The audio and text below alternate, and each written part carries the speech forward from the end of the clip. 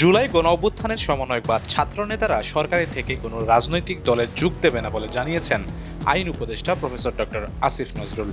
তিনি বলেন, বিএনপির সঙ্গে ছাত্রনেতাদের কোনো দূরত্ব বা ভুল বোঝাবুঝি কাম্য নয়, এতে আওয়ামী লীগ শক্তিশালী হবে। রোববার দুপুরে এক ফেসবুক পোস্টে আসিফ নজরুল এক কথা বলেন। পোস্টে আইন উপদেষ্টা বলেন, ছাত্রনেতারা সরকারে থাকা অবস্থায় কোনো রাজনৈতিক দল গঠন করছেন না বা এতে যোগ দিতে যাচ্ছেন না, এটা আমি দায়িত্ব নিয়ে বলতে পারি। একই সঙ্গে জুলাই ঘোষণাপত্র হবে একটি রাজনৈতিক দলিল। এটি প্রণয়নে গণঅভ্যুত্থানের শক্তিগুলোর মতামত আন্তরিকভাবে প্রতিফলনের ইচ্ছা ছাত্রনেতাদের রয়েছে। সেই জায়গায় সবার সহযোগিতা থাকা প্রয়োজন।